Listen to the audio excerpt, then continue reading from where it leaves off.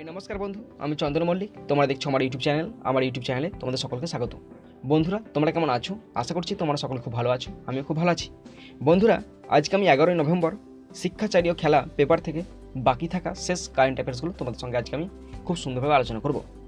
বন্ধুরা, আজকে আমার এটা সেকেন্ড পার্ট, আজকে শেষ পার্ট। বন্ধুরা, এই কারেন্ট অ্যাফেয়ার্সগুলো দেওয়া আছে 5ই নভেম্বর থেকে 11ই নভেম্বর পর্যন্ত। পার্ট 1-এ আমি বেশ কিছু কারেন্ট অ্যাফেয়ার্স তোমাদেরকে খুব সুন্দরভাবে বুঝিয়ে দিয়েছিলাম। তোমরা যারা মিস করে গেছো অবশ্যই দেখো ডিসক্রিপশন বক্সে লিঙ্ক দেওয়া আছে, তোমরা সেখান থেকে পার্ট 1টা দেখে নাও। আজকে তারপরে পার্ট 2টা দেখে নাও। দেখো, পার্ট 2-তে আমি শেষের কারেন্ট অ্যাফেয়ার্সগুলো খুব সুন্দরভাবে তোমাদের সঙ্গে আলোচনা করবো, বুঝিয়ে দেবো এবং মুখস্থ করার মতো করিয়ে দেবো। তোমরা অবশ্যই শেষ পর্যন্ত মন দিয়ে ভালো করে এক মনে দেখবে, তবেই তোমরা বুঝতে পারবে। ভালো লাগে লাইক, কমেন্ট, সাবস্ক্রাইব, শেয়ার করবে, নিজের বন্ধুর সঙ্গে শেয়ার করবে। আর যদি কোথাও ফল থাকে অবশ্যই কমেন্ট বক্সে কমেন্ট করে জানাবে, আমি তোমাদের রিপ্লাই দিয়ে সাহায্য করবো। চলো দেখে নাও আজকে পার্ট 2 কারেন্ট অ্যাফেয়ার্সগুলো। বন্ধুরা, আজকে আমাদের পার্ট 2। এর আগে পার্ট 1 করেছিলাম, এখান পর্যন্ত করেছিলাম পার্ট 1। তোমরা অবশ্যই ডেসক্রিপশন বক্সের লিঙ্ক আছে, তোমরা সেখান থেকে পার্ট 1 দেখে নাও। আজ পার্ট 2 আমরা এখান থেকে শুরু করবো। ফার্স্ট আছে খেলাধুলা। কি বলা আছে দেখো, আইসিসিতে বার্কলেকে সমর্থন ভারতের। আইসিসিতে বার্কলেকে সমর্থন ভারতের। আসন্ন আইসিসি চেয়ারম্যান নির্বাচনে নিউজিল্যান্ডের গ্রেগ বার্কলেকে সমর্থন করবে ভারত। বিসিসিআই সূত্রে জানা গেল এমনই খবর। আগামী ডিসেম্বরের শুরুতে আইসিসি চেয়ারম্যান নির্বাচন। চেয়ারম্যান পদে দুজন এখনও পর্যন্ত মনোনয়ন জমা করেছে। প্রথমজন বার্কলে, দ্বিতীয়জন সিঙ্গাপুরের ইমরান খোয়াজা। আইসিসিতে বার্কলেকে সমর্থন ভারতের। আসন্ন আইসিসি চেয়ারম্যান নির্বাচনে নিউজিল্যান্ডের গ্রেগ বার্কলেকে সমর্থন করবে ভারত। বিসিসিআই সূত্রে জানা গেল এমনই খবর। আগামী ডিসেম্বরের শুরুতে আইসিসি চেয়ারম্যান নির্বাচন। চেয়ারম্যান পদে দুজন এখনও পর্যন্ত মনোনয়ন জমা করেছে। প্রথমজন বার্কলে, দ্বিতীয়জন সিঙ্গাপুরের ইমরান খোয়াজা। নেক্সট আছে জয় পেল রাজস্থান রয়্যালস। ক্রিস গেইলের 99 রানের দুর্ধর্ষ ইনিংসকে ব্যর্থ প্রতিপন্ন করে বেন স্টোকস 50 ও সঞ্জু স্যামসন 48-এর গুরুত্বপূর্ণ পার্টনারশিপে রাহুলদের থেকে ম্যাচ ছিনিয়ে নিল রাজস্থান রয়্যালস। অবশেষে জস বাটলারের 22 ও স্টিভ স্মিথের 31 রানের ইনিংসে 7 উইকেটে ম্যাচ জিতল রাজস্থান। প্রথমে ব্যাট করে ক্রিস গেইলের দুর্ধর্ষ ইনিংসের পর 185 রানে থামে পাঞ্জাব। সেই রান 15 বল বাকি থাকতে তুলে নেন স্মিথ। ম্যাচে হেরে লিগ টেবিলে 4 নম্বরে থাকল পাঞ্জাব। জয় পেল রাজস্থান রয়্যালস। ক্রিস গেইলের 99 রানের দুর্ধর্ষ ইনিংসকে ব্যর্থ প্রতিপন্ন করে বেন স্টোকস 50 ও সঞ্জু স্যামসন 48-এর গুরুত্বপূর্ণ পার্টনারশিপে রাহুলদের থেকে ম্যাচ ছিনিয়ে নিল রাজস্থান রয়্যালস। অবশেষে জস বাটলারের 22 ও স্টিভ স্মিথের 31 রানের ইনিংসে 7 উইকেটে ম্যাচ জিতল রাজস্থান। প্রথমে ব্যাট করে ক্রিস গেইলের দুর্ধর্ষ ইনিংসের পর 185 রানে থামে পাঞ্জাব।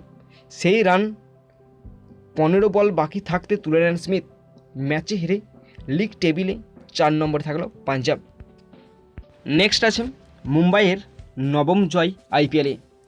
চলতি আইপিএলে নবম জয় লাভ করে 18 পয়েন্ট পেয়ে লিগ টেবিলে শীর্ষেই থাকল মুম্বাই ইন্ডিয়ান্স। দিল্লি ক্যাপিটালসকে 9 উইকেটে হারিয়ে এই স্থান দখল করল তারা। এদিকে পরপর 4টি ম্যাচ হেরে প্লে অফের পথ কঠিন করে ফেলল দিল্লি। আজ প্রথমে ব্যাট করে 9 উইকেট হারিয়ে মাত্র 110 রানে শেষ করে দিল্লি। মুম্বাইয়ের বোল্ট ও বুমরা 3টি করে উইকেট নেন। রান তাড়া করতে নেমে 14.2 ওভারই ম্যাচ জিতে নেয় মুম্বাই।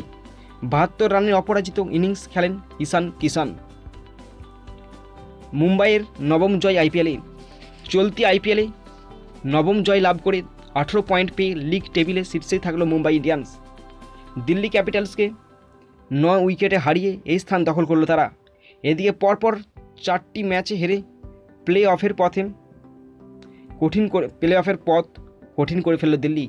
আজ প্রথমে ব্যাট করে 9 উইকেট হারিয়ে মাত্র 110 রানে শেষ করে দিল্লি।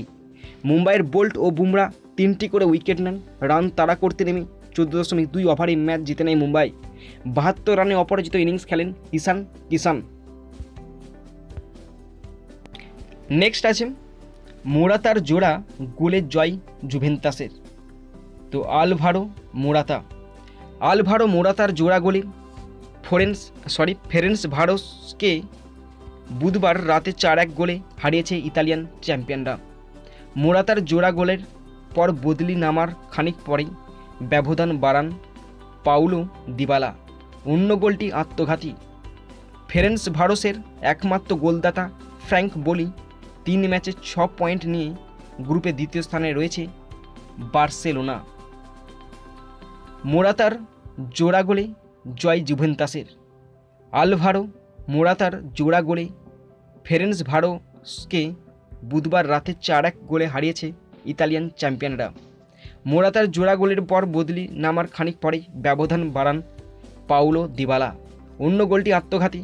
ফেরেন্স ভারোসার একমাত্র গোলদাতা ফ্র্যাঙ্ক বোলি 3 ম্যাচে 6 পয়েন্ট নিয়ে গ্রুপে দ্বিতীয় স্থানে রয়েছে বার্সেলোনা। নেক্সট মেসির গোলে শেষ 16ই বার্সেলোনা। অন্তিম পর্বে খুব একটা উন্নতি না হলেও চ্যাম্পিয়ন্স লিগে জয়ের ধারা ধরে রেখেছে বার্সেলোনা। ঘরের মাঠে 4 নভেম্বর রাতে ডাইনামো কিয়েভকে 2-1 হারিয়ে তারা এগিয়ে গেছে শেষ 16 পথে। এদিনের ম্যাচে বার্সেলোনার হয়ে একটি করে গোল করেন লিওনেল মেসি ও জেরার্ড পিকে। শেষ সময়ে গোল করে ম্যাচ জমিয়ে তুললেও হার এড়াতে পারেননি ডাইনামো কিয়েভ। এদিকে টানা 3 জয়ে 9 পয়েন্ট নিয়ে গ্রুপের শীর্ষে রয়েছে বার্সেলোনা। মেসির গোলে শেষ 16ই বার্সেলোনা। অন্তিম পর্বে খুব একটা উন্নতি না হলেও চ্যাম্পিয়ন লিগে জয়ের ধারা ধরে রেখেছে বার্সেলোনা। ঘরের মাঠে 4 নভেম্বর রাতে ডাইনামো কিয়েভকে 2-1 হারিয়ে তারা এগিয়ে গেছে শেষ 16 পথে।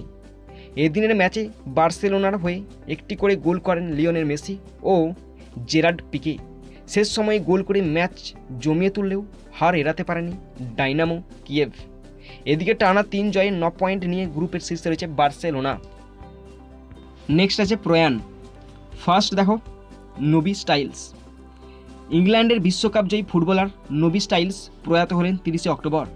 মৃত্যুকালে তার বয়স হয়েছিল 78 বছর। 1968 সালে ম্যানচেস্টার ইউনাইটেডের প্রথম ইউরোপিয়ান কাপে জয়ী দলের সদস্য ছিলেন তিনি। 1966 সালে বিশ্বকাপ জেতেন স্টাইলস। নোবি স্টাইলস ইংল্যান্ডের বিশ্বকাপ জয়ী ফুটবলার নোবি স্টাইলস প্রয়াত হলেন গত 30 অক্টোবর। মৃত্যুকালে তার বয়স হয়েছিল 78 বছর। 1968 সালে ম্যানচেস্টার ইউনাইটেডের প্রথম ইউরোপিয়ান কাপ জয়ী দলের সদস্য ছিলেন তিনি। 1966 সালে বিশ্বকাপ জেতেন টাইলস। নেক্সট আছে শন কোনারি। প্রয়াত হলেন প্রখ্যাত অভিনেতা জেমস বন্ড খ্যাত শন কোনারি। মৃত্যুকালে তার বয়স হয়েছিল 90 বছর। জেমস বন্ড সিরিজের সর্বপ্রথম তিনি এই বিখ্যাত চরিত্রে অভিনয় করেছিলেন।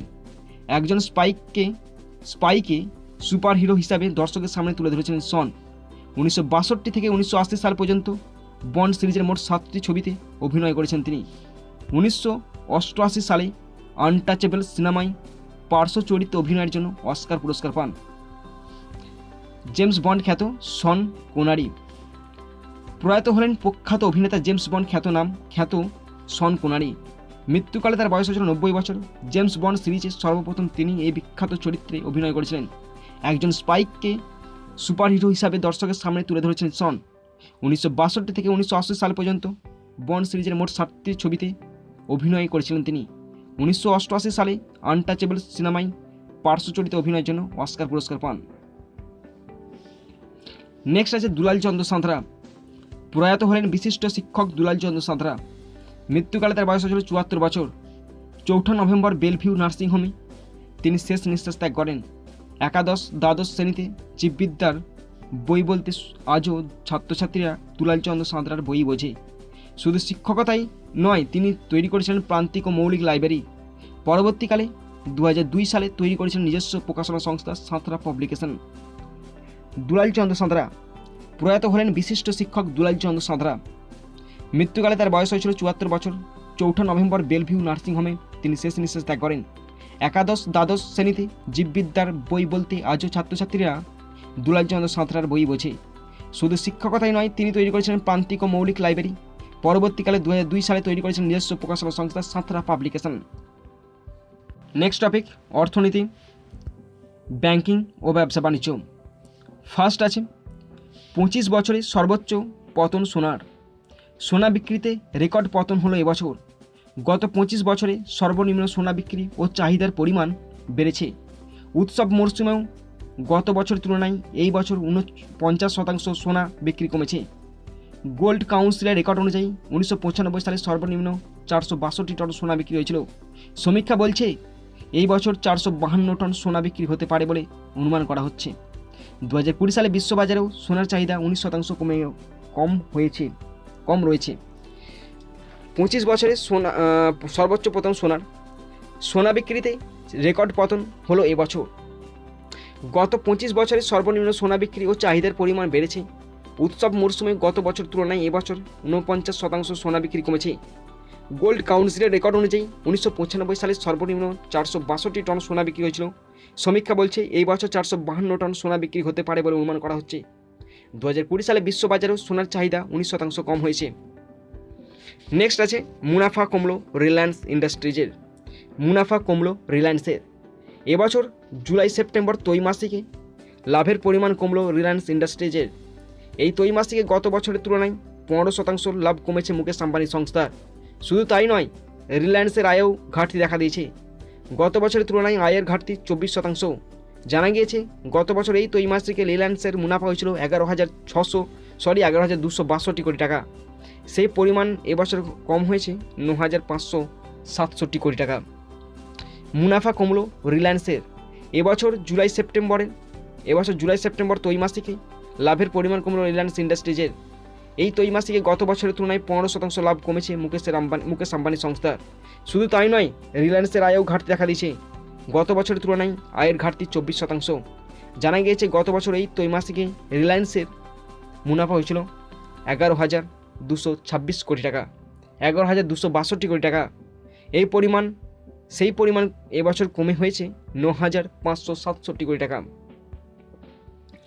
নেক্সট, ইএসআইতে মাতৃত্বকালীন ভাতা বেড়ে 7,500 টাকা। ইএসআইতে মাতৃত্বকালীন ভাতা বেড়ে 7,500 টাকা। ইএসআই এর 51 নিয়ম তুলে নিল কেন্দ্রীয় সরকার। এবার থেকে ইএসআই এর এমপ্লয়ার্স কন্ট্রিবিউশন 4.75% এবং এমপ্লয়িজ কন্ট্রিবিউশন 1.75% ধার্য হবে।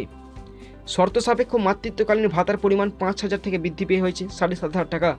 প্রসঙ্গত পূর্বে 51 নিয়ম অনুযায়ী প্রথম 2 বছরের জন্য এমপ্লয়ার্স কন্ট্রিবিউশনের হার ছিল মাসিক বেতন 3% আর এমপ্লয়িজ কন্ট্রিবিউশনের হার ছিল মাসিক মজুরির 1%। ইএসআইতে মাতৃত্বকালীন ভাতা বেড়ে 7,500 টাকা। ইএসআই এর 51 নিয়ম তুলে নিল কেন্দ্রীয় সরকার। এবার থেকে ইএসআই এর এমপ্লয়ার্স কন্ট্রিবিউশন 4.75% ও এমপ্লয়িজ কন্ট্রিবিউশন 1.75% ধার্য হবে। শর্ত সাপেক্ষ মাতৃত্বকালীন ভাতার পরিমাণ 5,000 থেকে বৃদ্ধি পেয়ে হয়েছে 7,500 টাকা। প্রসঙ্গত পূর্বে 51 নিয়ম অনুযায়ী প্রথম 2 বছরের জন্য এমপ্লয়ার্স কন্ট্রিবিউশনের হার ছিল মাসিক বেতন 3%, এমপ্লয়িজ কন্ট্রিবিউশনের হার ছিল মাসিক মজুরির 1%। নেক্সট আছে একাধিকবার টাকা জমা ও তোলার ক্ষেত্রে আর নেওয়া হবে না অতিরিক্ত চার্জ। একাধিকবার টাকা জমা ও তোলার ক্ষেত্রে নেওয়া হবে না অতিরিক্ত চার্জ, এমনটাই জানালো কেন্দ্রীয় অর্থমন্ত্রক জানিয়েছে দেশের প্রায় 60.4 কোটি মানুষের সেভিং ব্যাংক অ্যাকাউন্টের ওপর কোনো অতিরিক্ত চার্জ নেওয়া হবে না। সম্প্রতি ব্যাংক অফ বরোদার টাকা জমা ও তোলার ক্ষেত্রে সারচার্জ নেওয়ার ঘোষণার পরেই শুরু হয় বিতর্কের অবসান ঘটাতেই অর্থমন্ত্রকের এই ঘোষণা। নেক্সট আছে 920 কোটি নেট মুনাফা বন্ধন ব্যাংকের। দীর্ঘমেয়াদী লকডাউনে দেশের সব শিল্পক্ষেত্রেই ক্ষতির মুখ দেখলেও বিপুল লাভের মুখ দেখেছে বন্ধন ব্যাংক। চলতি অর্থবর্ষে তাদের নেট মুনাফা বেড়েছে এক ধাক্কায় 67.3%। জুলাই থেকে সেপ্টেম্বরের ত্রৈমাসিকে 920 কোটি টাকা নেট মুনাফা করেছে বেসরকারি ব্যাংকটি। আমানত ও ঋণ মিলিয়ে তাদের মোট ব্যবসা গত অর্থ বছরের তুলনায় 25.90% বেড়ে হয়েছে 1,42,742.3 কোটি টাকা। আমাদের শেষ কারেন্ট অ্যাফেয়ার্স আজকের শেষ। মুকেশ আম্বানির 2,500 5G স্মার্টফোন। মুকেশ আম্বানির 2,500 5G স্মার্টফোন। দেশের টেলিকম পরিষেবায় ফের ঝড় তোলার পরিকল্পনা মুকেশ আম্বানির। 5,000 টাকার কমে গ্রাহকদের হাতে 5G ফোন তুলে দিতে চাইছে মুকেশ আম্বানির সংস্থা রিলায়েন্স জিও। প্রথমে এই দাম থাকলেও পরে তা কমিয়ে 2.5 থেকে 3,000-এ করার পরিকল্পনা করছে জিও।